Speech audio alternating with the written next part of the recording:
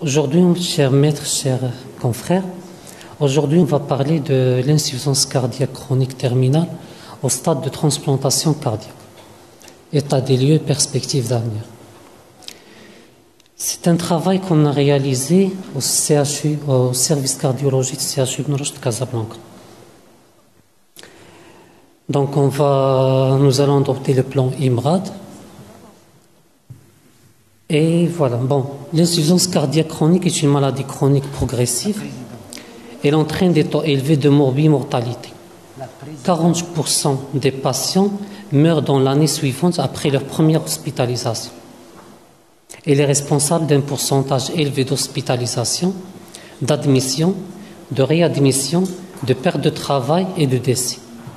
Elle représente un lourd fardeau socio-économique.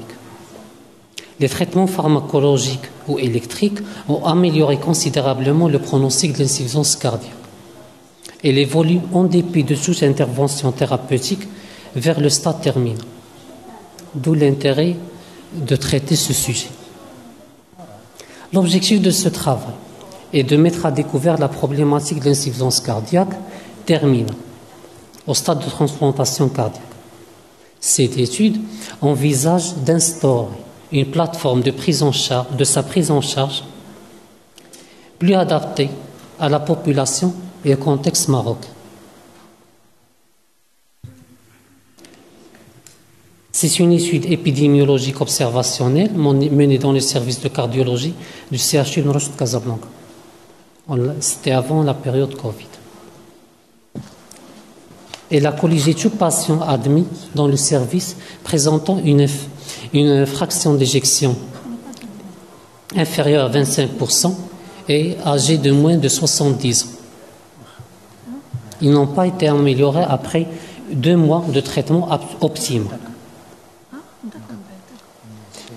Parmi les 101 patients qu'on a colligés, seuls 22 ont donné leur consentement pour faire le bilan de pré-transplantation cardiaque.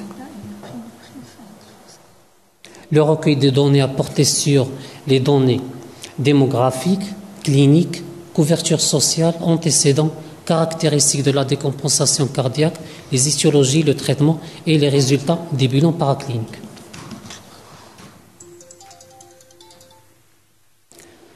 L'âge moyen des patients était de 54 ans. 43% des patients étaient âgés de plus de 60 ans et 2 patients étaient âgés de moins de 16 ans. Le sexe masculin était prédominant, 12%. 76% étaient affiliés au RAMED, 4% des mutualistes, CNSS et 20% étaient sans couverture médicale.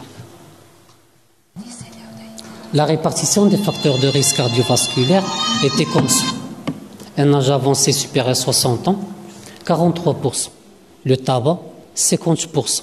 L'obésité, 33%. L'HTA, 30%. Le diabète, 32%. La dyslipidémie, 18%. Et enfin, la ménopause, 54% des femmes.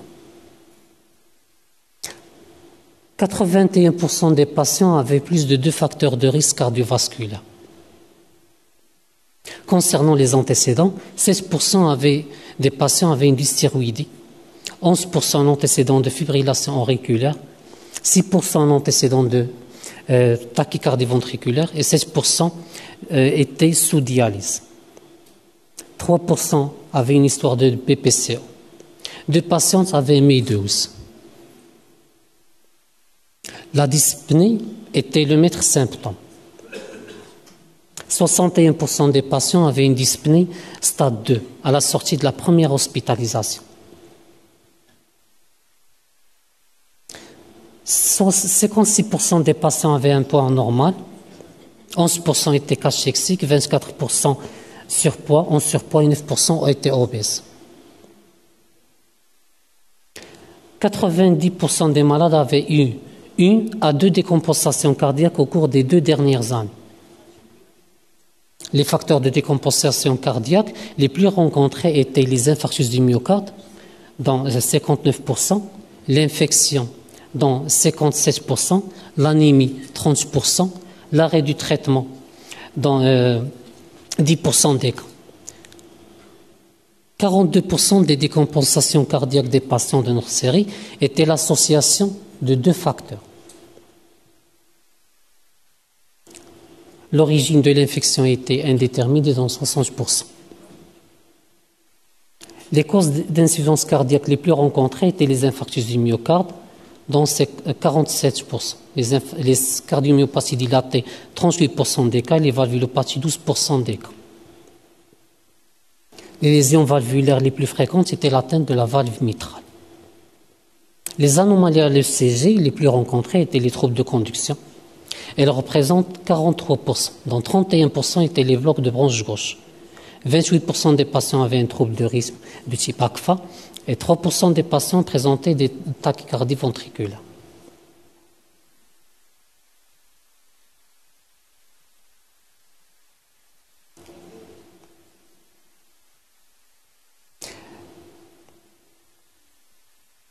« 33% des patients étaient anémiques et 58% des patients étaient en insuffisance rénale, avec un débit de filtration rénale glomérulaire inférieur à 60 ml.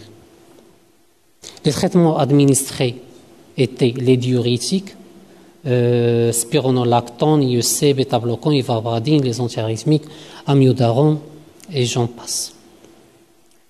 Le taux de mortalité hospitalière dans notre échantillon était de 9%, 9 patients, soit 18% de l'ensemble de la mortalité hospitalière enregistrée dans notre formation.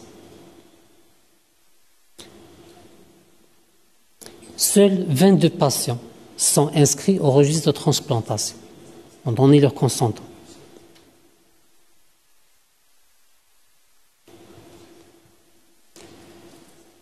Bon. On passe à la discussion. Il y a plusieurs définitions de l'insuffisance cardiaque. Il y a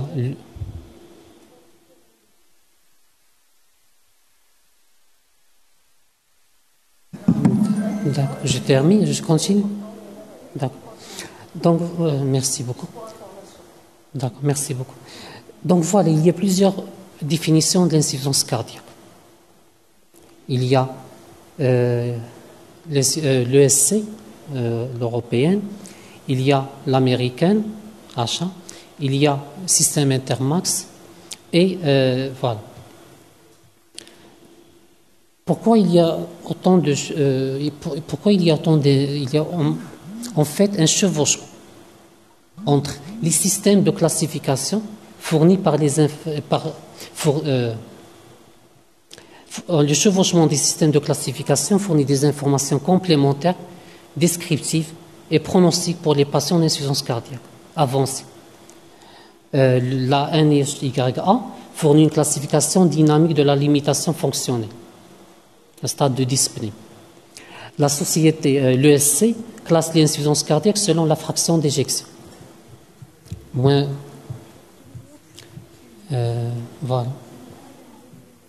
Est-ce qu'elle est voilà.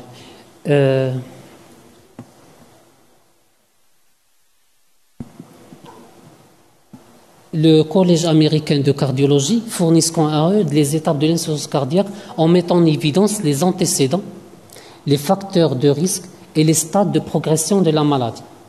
Ce système est similaire à l'approche utilisée dans la définition des différents stades du cancer. D'où, comme je l'ai dit au début, l'insuffisance cardiaque évolue en dépit de toute intervention thérapeutique vers le stade terminal. C'est comme le cancer.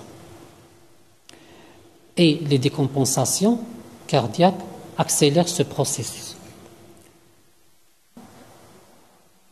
Il y a la classification Intermax des profils des patients. Cette classification fonctionne du système du support circulatoire, en fonction du support circulatoire que le patient utilise.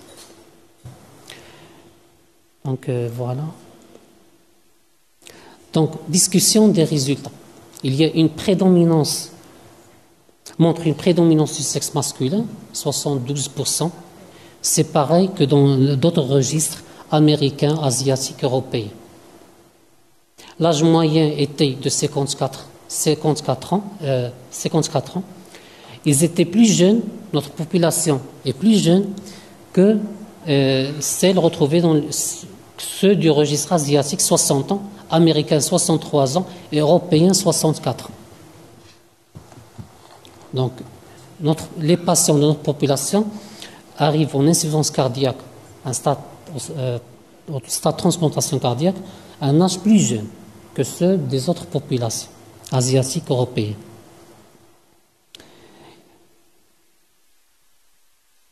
L'IMC moyen de notre patient était de 23,62 kg, inférieur à celui, par exemple, américain, qui est de 28 kg. Bon, à noter qu'aucun des patients de ce travail n'était sous ventilation mécanique.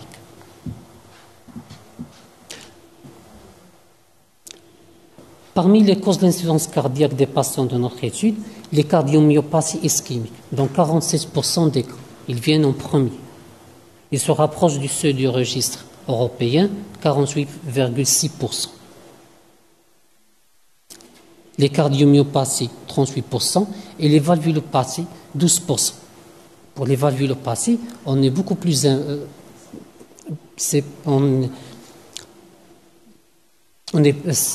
sont plus importants dans notre registre que, par exemple, dans le registre européen. Il y a peu de patients qui ont une valvulopathie, par exemple, en Europe ou en Amérique. Le tabagique dans notre population, dans notre étude, il y avait 50%, mais dans les sud américains et européens, ils étaient moins, 28%, 12%. Là, je pense que c'est un critère de sélection des patients qui peut expliquer cette différence. Dans la littérature, c'est à peu près, ça voisine le registre européen et américain. L'HTA, 30% aussi dans notre population, mais dans l'européen, 61%, américain, 66%. Aussi, on peut expliquer cette différence par les critères de sélection. Les diabétiques, 32%, pareil pour les registres européens et américains.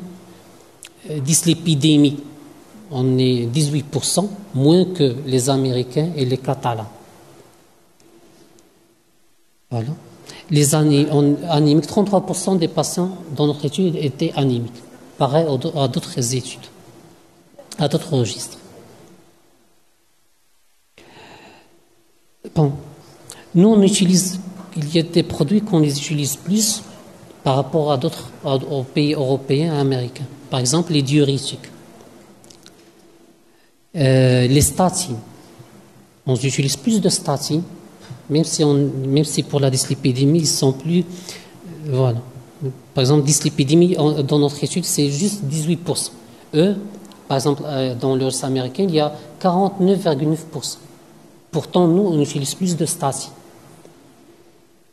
L'IEC, les bêta-bloquants, les inhibiteurs calciques, eux, ils utilisent plus ces produits-là. Pour le traitement symptomatique de l'insuffisance cardiaque avancée, il repose sur 4 piliers: pharmacologique, interventionnel, chirurgical et la réadaptation cardiaque.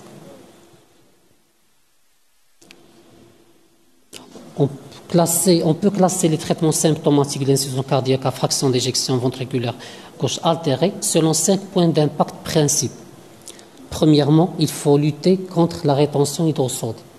Deuxièmement, il faut augmenter l'inotropisme et réduire l'après et la post-charge. Et enfin, la diminution de la toxicité des neurohormones, des deux systèmes sympathiques et système rénine-angiotensine-aldostérone.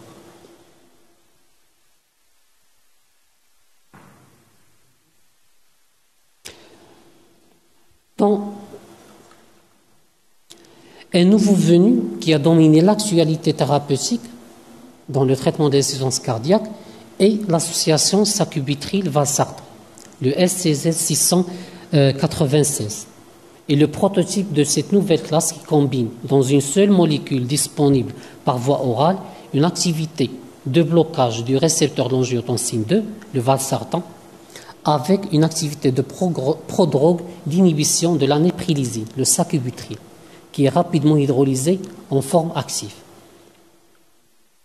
À noter que les nouvelles recommandations ESC 2021 de traitement d'insuffisance cardiaque insistent sur les bêta-bloquants, l'IEC et l'association sacubitril-valsartan, les antagonistes des récepteurs des minéralocorticoïdes et les inhibiteurs des SGLT2, qui doivent être prescrits chez tous les patients grade 1 et sont la pierre angulaire du traitement de l'insuffisance cardiaque à fraction d'éjection altérée. Nous, dans notre contexte, on utilise moins les bêta-bloquants, l'IEC. Et pour le LCZ 696, le sacubitril-valsartan et les SGLT2, ils sont, je présume, plus chers. Donc, sont question de prix, oui. Aussi, il faut noter que dans notre population, c'est des populations, la plupart des patients étaient ramidistes. Donc, ils n'ont pas les moyens pour acheter leur traitement. Ce n'est pas le cas, par exemple, dans un service, chez les patients qui ont une couverture sociale, CNSS ou autre. La resynchronisation cardiaque, dans les séances cardiaques, indiquait si la fraction d'éjection est inférieure à 35%. NHY à classe 3 et 4, QRS supérieur à 120 millisecondes, sous thérapie médicale optimale. Les patients qui répondent le plus sont les patients avec un bloc de branche gauche.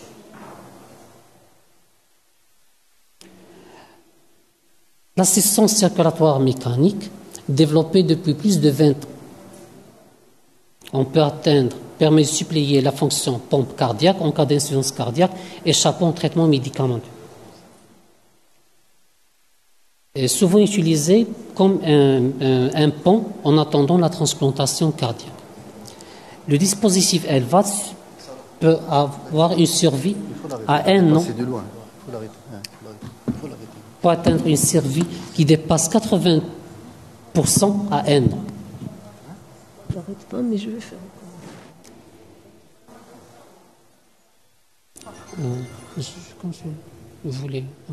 Le recours à la transplantation cardiaque devient difficile à envisager après 65 ans. Cependant, chaque cas doit être étudié séparément. Notre population est jeune, la plupart étaient, comme on a vu, étaient âgés de 54 ans. Donc, mais il y a un problème de dents dans notre contexte. Il y a un problème de dents, de grève de dents. Donc, la réadaptation cardiaque, le recours à la réadaptation cardiaque devient difficile. Voilà. Le fondement de la réadaptation cardiaque repose sur le trépied suivant. L'optimisation thérapeutique adaptée à l'état du patient et à son mode de vie, l'éducation thérapeutique spécifique, pluridisciplinaire et qui doit donner au patient les moyens d'améliorer son pronostic par des comportements adaptés. Réentraînement physique, apprentissage des activités d'entretien physique à poursuivre et la prise en charge psychosociale. On a élaboré quelques recommandations. Déjà, la communication. Le fondement de afin de parvenir à instaurer un meilleur programme pour les patients d'insuffisance cardiaque, plusieurs éléments sont améliorés. Dans le service de cardiologie, on a une unité UTIC qui est dédiée aux patients d'insuffisance cardiaque.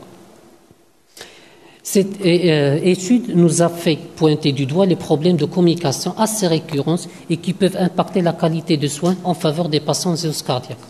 Il serait utile d'avoir une coordination étroite et plus élaborée entre les différents intervenants, ainsi que la mise en place de réunions de concertation pluridisciplinaires. Résoudre leurs problèmes liés aux rendez-vous médicaux, qui arrivent le plus souvent très tard par le développement d'un partenariat public-privé et par la mutualisation de l'accès au bilan. Réduire le coût élevé des bilans ou, à minima, les subventionner. Le but étant d'améliorer le parcours de soins des patients d'insuffisance cardiaque. optimiser les médicaments et introduire de nouvelles molécules qui ont montré leur preuve dans la prise en charge de l'insuffisance cardiaque. Le SCZ 696 et les inhibiteurs des SGLT2. Développer le traitement non médicamenteux, notamment électrique, pour diminuer le risque de mort subite. La resynchronisation cardiaque. Cela permettra par la suite une meilleure sélection des patients qui vont bénéficier de la transplantation. Il faut savoir que le coût du matériel reste inaccessible pour beaucoup de patients souffrant d'insuffisance cardiaque. L'UTIC devrait être enrichi par la création d'un centre de réadaptation cardiovasculaire pour les patients d'insuffisance cardiaque, afin d'améliorer le pronostic. Ce centre spécialisé permettra aux patients de retrouver leur santé en combinant une rééducation active du cœur malade sous surveillance médicale, une rééducation comportementale afin de diminuer les facteurs de risque cardiovasculaire et un soutien psychologique. D'où l'intérêt d'avoir dans une structure cardiaque un centre de réadaptation cardiaque. Pour conclure, l'insuffisance cardiaque est une maladie chronique qui évolue vers le stade de transplantation cardiaque. De nombreux efforts restent à fournir pour aider les patients à retarder le plus possible l'évolution vers ce stade terminal. Il est souhaitable de développer dans l'UTIC une unité spécifique pour la transplantation avec un personnel médical et paramédical qualifié pour une meilleure prise en charge. Une stratégie globale permettrait d'avoir une vision plus précise des besoins, des réponses et apportées et de superviser les actions menées pour améliorer le parcours de soins des patients au stade de transplantation. J'aimerais vous montrer une petite vidéo pour d'espoir. Voilà.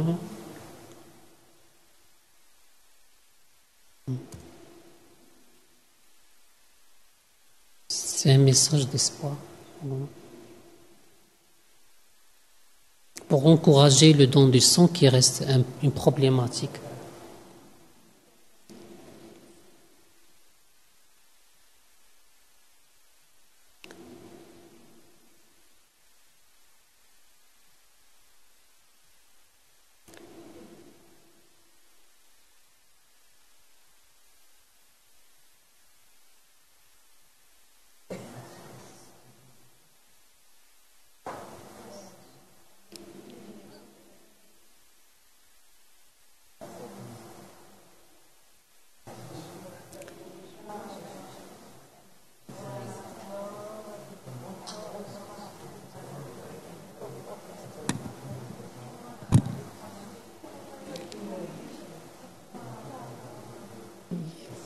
C'est les battements du cœur de sa mère. Voilà. C'est émouvant, c'est vraiment émouvant. Merci Dr Aslam pour cette belle présentation.